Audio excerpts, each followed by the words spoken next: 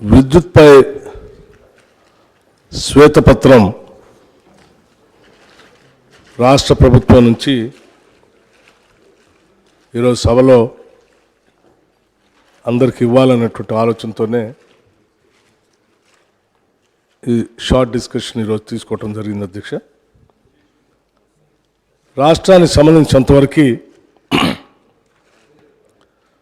అన్ని రంగాలు ఏ రంగం అభివృద్ధి చెందాలన్నా అవసరమైనటువంటి విద్యుత్ పైన, విద్యుత్ ఉత్పత్తి పైన, ఆ విద్యుత్తులో ఉన్నటువంటి ఇబ్బందులపైన, వాటన్నిటిపైన కూడా ఈ సభకి అలాగే ఈ రాష్ట్ర ప్రజలకు కూడా వాస్తవ పరిస్థితులు తెలియాలనేటువంటి ఆలోచనతోనే ఈ శ్వేతపత్రాన్ని ఈరోజు ప్రవేశపెడతా ఉన్నాం అధ్యక్ష.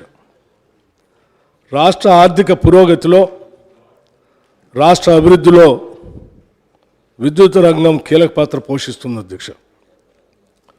పరిశ్రమల అభివృద్ధికి, వ్యవసాయ రంగ పురోగతికి, సేవారంగం అభివృద్ధికి నమ్మకమైనటువంటి విద్యుత్ సరఫరాయే వెన్నెముక అధ్యక్ష.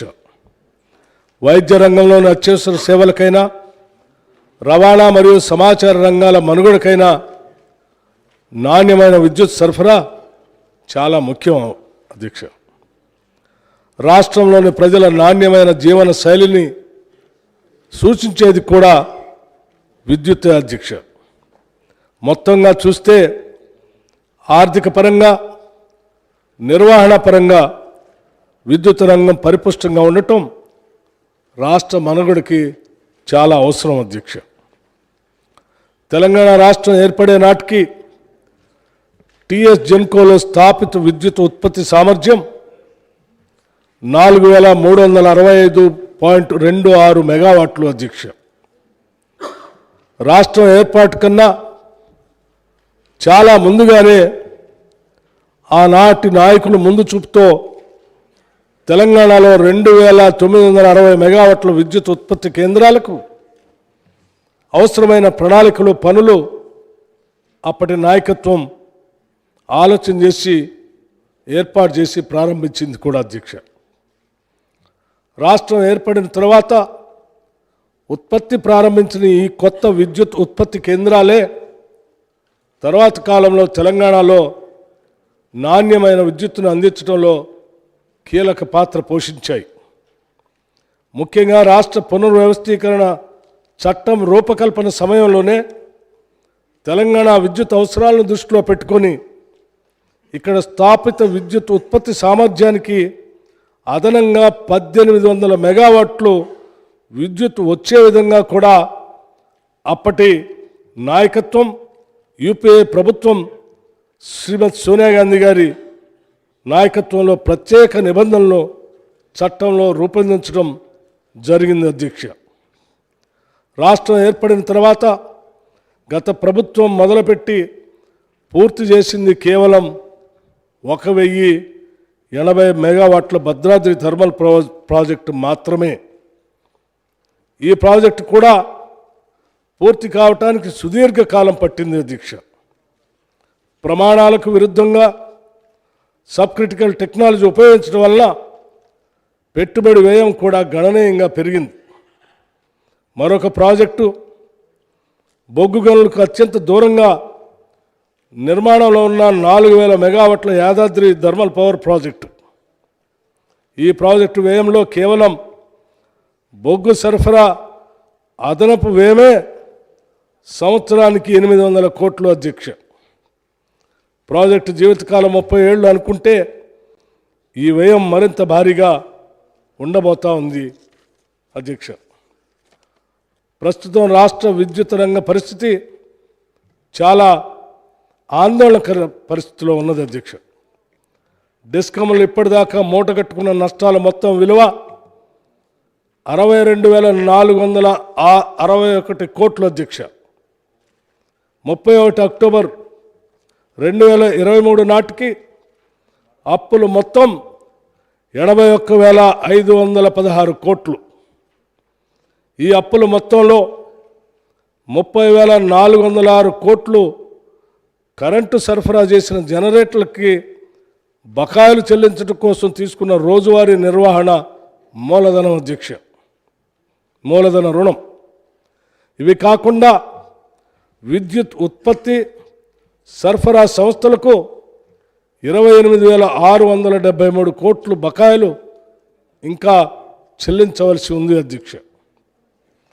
విద్యుత్ కొనుగోళ్లలో డిస్కమ్లు ఇన్ని ఇబ్బందులు ఎదుర్కోవటానికి ముఖ్య కారణం రాష్ట్ర ప్రభుత్వంలోని వివిధ శాఖలు ఏళ్లుగా చెల్లించని 28,842 కోట్లు బకాయిలు అధ్యక్ష.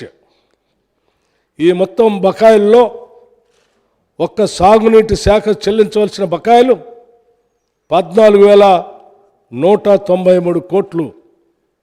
ఇవి కాకుండా విద్యుత్ కొనుగోళ్లు వాస్తవ సర్దుబాటు ఖర్చుల కింద ట్రూ అప్ కింద గత ప్రభుత్వం డిస్కామ్లకి చెల్లిస్తానని మాట తప్పిన 14,928 కోట్ల భారం డిస్కామ్ల ఆర్థిక స్థితిని మరింత కుంగదీసే అధ్యక్ష. ఈ పరిస్థితుల్లో కేవలం రోజువారీ మనుగడ కోసమే డిస్కమ్లు అలవికాని అప్పులు చేయవలసిన స్థితికి చేరాయి. విద్యుత్ కొనుగోళ్లకు అవసరమైన నిధులను ఈ అప్పుల మార్గంలో సమకూర్చుకోవటం చాలా కష్టంగా కూడా ఉంది అధ్యక్ష. గత ప్రభుత్వం సకాలంలో చెల్లింపులు జరపకపోవటం వల్ల, సంస్థలకు ఇచ్చిన వాగ్దానాల్ని నిలబెట్టుకోకపోవటం వల్ల ఇవాళ డిస్కమ్లు అప్పుల ఊబిలో కూరుకునిపోయి ఉన్నాయి అధ్యక్ష. విద్యుత్ సంస్థలకు సకాలంలో విడుదల చేయవలసిన నిధుల విషయంలో గత ప్రభుత్వం ఆర్థిక క్రమశిక్షణ పాటించకపోవటం వల్ల ఆర్థికంగా కుదేలైన విద్యుత్ రంగాన్ని గత ప్రభుత్వం నుండి వారసత్వంగా పొందినప్పటికీ రాష్ట్రంలోని విద్యుత్ వినియోగదారులందరికీ నాణ్యమైన నమ్మకమైన విద్యుత్తుని బాధ్యతాయుతమైన పారదర్శక మార్గంలో అందించడానికి, వ్యవసాయ రంగానికి ఉచిత విద్యుత్ అందించడానికి ఈ ప్రభుత్వం కట్టుబడి ఉన్నది అధ్యక్ష. రాష్ట్ర విద్యుత్ రంగం ప్రస్తుతం ఎదుర్కొన్న ఆర్థికపరమైన సవాళ్లను దృష్టిలో పెట్టుకొని గత ప్రభుత్వం మా ప్రభుత్వానికి అనేక సమస్యలతో వదిలివేసిన విద్యుత్ సంస్థల ప్రస్తుత స్థితిని రాష్ట్ర ప్రజలకు వివరించవలసిన బాధ్యత మా పైన ఉన్నది. అందుకే రాష్ట్రం ఏర్పడిన నాటి పరిస్థితులను, తదనంతరం దాదాపు 10 ఏళ్ల పాటు గత ప్రభుత్వం విద్యుత్ సంస్థలను నిర్వహించిన తీరును, ఆర్థికంగా నష్టాల్లోకి నెట్టిన తీరును ఈ శ్వేతపత్రం ద్వారా వివరించే ప్రయత్నం చేశాం అధ్యక్ష.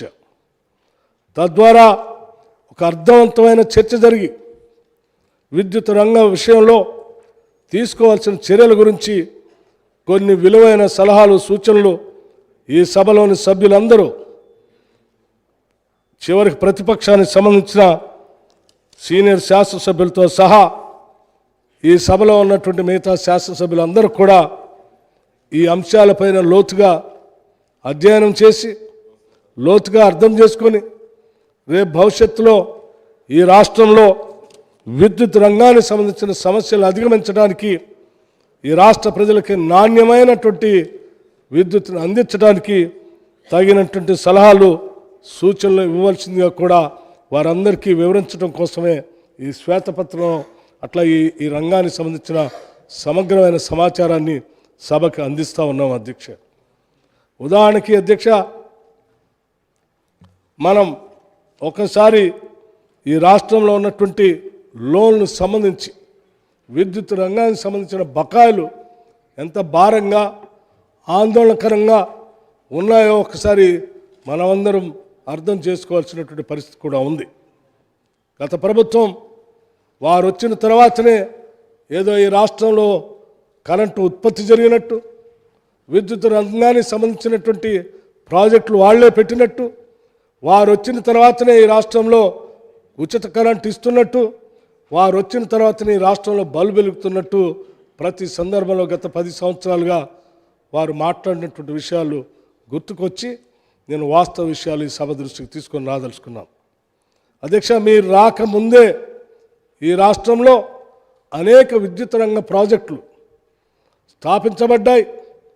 అలాగే భవిష్యత్ తరాల అవసరమైనటువంటి విద్యుత్ రంగాన్ని దృష్టిలో పెట్టుకొని ఈ రాష్ట్ర విభజన కంటే ముందే 2013, 14, 15 కంటే ముందే ఆనాడు ఈ దేశంలో పాలన చేసినటువంటి యూపీఏ ప్రభుత్వానికి సంబంధించిన ప్రధానమంత్రి మన్మోహన్ సింగ్ గారి నాయకత్వంలో, ఆనాటి యూపీఏ చైర్పర్సన్ సోనియా గాంధీ గారి నాయకత్వంలో దేశంలో అవసరాలను దృష్టిలో పెట్టుకొని ముందుగానే ఆలోచన చేసి అనేక ప్రణాళికలతో అనేక విద్యుత్ ప్రాజెక్టుల్ని పెద్ద ఎత్తున ఈ దేశంలో తీసుకొని రావటం, అందులో భాగంగా ఈ రాష్ట్రంలో కూడా ఏర్పాటు చేసే కార్యక్రమంలో ముందుకు పోబట్టే ఈరోజు రాష్ట్ర విభజన జరిగిన తర్వాత కూడా అవన్నీ ప్రొడక్షన్లోకి వచ్చి ఈరోజు రాష్ట్రంలో విద్యుత్తుని మనం అందించగలిగాం. అటువంటి వాస్తవ పరిస్థితులన్నింటినీ కూడా వక్రీకరించి ఈ రాష్ట్ర ప్రజలకి వాళ్ళు ఏమీ లేదు, అంతా మా వల్లనే విద్యుత్ ఉత్పాదన జరిగింది, మా వల్లనే విద్యుత్ సరఫరా జరుగుతుందని చెప్పే ప్రయత్నం గత ప్రభుత్వాలు చేశాయి. వాస్తవ పరిస్థితుల్ని ఈ సభ దృష్టికి తీసుకొని రావడంతో పాటు మీరు అధికారంలోకి వచ్చే నాటికి ఉన్నటువంటి ప్రాజెక్టులు, అప్పటికే ప్రణాళికాబద్ధంగా ప్రాసెస్లో ఉన్నటువంటి ప్రాజెక్టులు, ఆ తర్వాత మీరు వచ్చిన తర్వాత మొదలుపెట్టినటువంటి ప్రాజెక్టులు, వాటికి సంబంధించిన ప్రొడక్షన్లోకి వచ్చిన ప్రాజెక్టులు సమగ్రమైన సమాచారాన్ని కూడా ఈ శ్వేతపత్రంలో మేము స్పష్టంగా వివరించాం. మీరు వచ్చిన తర్వాత అదనంగా కొత్త ప్రాజెక్టులు తీసుకొని వచ్చి కావలసిన రీతిలో ఎన్ని రెట్ల రీతిలో ఉత్పత్తి కేంద్రాలను ప్రారంభించాలో ఆ స్థాయిలో ప్రారంభించకపోగా ఉన్న వాటినే కుదేలేటట్టుగా మీరు చేసిన అప్పులు అత్యంత ఆందోళనకరంగా మారే అధ్యక్ష. ఉదాహరణకి డిస్కమ్స్ సంబంధించి ఇవాళ లోన్లు ఒకసారి 2014లో కేవలం 10,783 కోట్లు ఉంటే 2023 అక్టోబర్ నాటికల్లా అది 39,457 కోట్లకి డిస్కమ్లలో అప్పుల బారిన పడేటట్టుగా చేశారు అధ్యక్ష. అలాగే ట్రాన్స్కోకు సంబంధించి కేవలం 2,911 కోట్లు మాత్రమే అప్పులుంటే 2014 నాటికి అది 2023 నాటికల్లా 50,136 కోట్లకి అప్పుల పాలు చేశారు అధ్యక్ష. అట్లాగే జెన్కోకు సంబంధించి 2014 కల్లా కేవలం 7,662 కోట్లు మాత్రమే అప్పుగా ఉంటే 2023 కల్లా కేవలం 10 ఏళ్లలో 31,923 కోట్లకి అప్పుల పాలు చేశారు అధ్యక్ష. మొత్తంగా ఈ విద్యుత్ రంగ సంస్థలకు సంబంధించి 81,516 కోట్లకి అప్పుల పాలు చేసినటువంటి దుస్థితి ఈరోజు రాష్ట్రంలో మన స్పష్టంగా అర్థమవుతోంది. ఇవి కాకుండా ఇంకా డిస్కమ్స్కి సంబంధించి రాష్ట్ర ప్రభుత్వం ద్వారా ఉన్నటువంటి డ్యూస్ అధ్యక్ష, రాష్ట్ర ప్రభుత్వం ద్వారా డిస్కమ్ చెల్లించాల్సింది అదనంగా ఇంకొక 28,673 కోట్లకి విలువైనటువంటి డబ్బులు మీరు చెల్లించాల్సినటువంటి అవసరం ఉంది అధ్యక్ష. అలాగే అధ్యక్ష, మీ పాలన సక్రమంగా లేకపోవటం వల్ల, ప్రణాళికాబద్ధంగా లేకపోబట్టి, మీరు సరైనటువంటి దూరదృష్టి లేకపోవటం వల్ల డిస్కమ్లో డెఫిసిట్ కూడా చాలా లోతులోకి వెళ్ళిపోయింది అధ్యక్ష. ఉదాహరణకి అగ్రికల్చర్ సబ్సిడీ గ్యాప్ వచ్చేసి ఒక్కసారి ఆలోచన చేస్తే 18,725 కోట్ల రూపాయలు ఇవాళ డిస్కమ్కి డెఫిసిట్లో ఉంది అధ్యక్ష. అట్లాగే గవర్నమెంట్ డ్యూస్ డిస్కమ్కి ఇవ్వాల్సినటువంటిది 28,843 కోట్ల అధ్యక్ష. ఇట్లా ట్రూ అప్ మీన్స్ 14,928 కోట్ల అధ్యక్ష. మొత్తంగా ఈ డిస్కమ్లు ఈరోజు డెఫిసిట్లో 62,496 కోట్లు ఇవాళ డిస్కమ్లో డెఫిసిట్లో ఉన్నాయి అధ్యక్ష.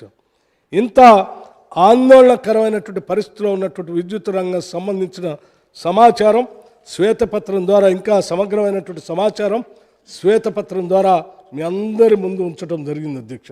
మీరందరూ కూడా దయచేసి బాగా ఆలోచన చేసి ఈ విద్యుత్ రంగ భవిష్యత్తులో దీన్ని బాగు చేయటానికి, ఈ అప్పుల ఊబిలోంచి బయటికి తీసుకొని రావటానికి, నాణ్యమైనటువంటి విద్యుత్తును అందించడానికి, వ్యవసాయ రంగానికి ఉచిత కరెంటు ఇవ్వటానికి, ఇంకా పారిశ్రామిక రంగానికి విద్యుత్ అందించడానికి సక్రమంగా ప్రణాళికాబద్ధంగా ముందుకు పోవటానికి మీ ఆలోచనలు, విలువైనటువంటి ఆలోచనలు, అభిప్రాయాలు స్పష్టంగా ఈ సభకు తెలియవలసిందిగా, చెప్పవలసిందిగా మీ అందరికీ గౌరవ సభాపతి గారి ద్వారా సభలో ఉన్నటువంటి సభ్యులందరికీ కూడా విజ్ఞప్తి చేస్తూ, ఈ రాష్ట్రంలో ఉన్నటువంటి ప్రజలందరూ కూడా ఈరోజు విద్యుత్ రంగంలో జరిగినటువంటి అరాచకం, ఈరోజు ఈ విద్యుత్ రంగంలో జరిగినటువంటి ఈ నిరర్ధకమైనటువంటి అప్పులు, లేకపోతే నిరర్ధకమైనటువంటి ఆలోచనలు ఈ రంగాన్ని ఎంత ఇబ్బందిలో పెట్టినటువంటి ఈ 10 ఏళ్ల పాలన గురించి అందరూ కూడా ఆలోచన చేయవలసిందిగా కూడా విజ్ఞప్తి చేస్తూ నేను చర్చను మొదలుపెట్టవలసిందిగా కోరుతూ ముగిస్తూ ఉన్నాను అధ్యక్షుడు. Thank you. Shri G Jagadishwar Reddy గారు.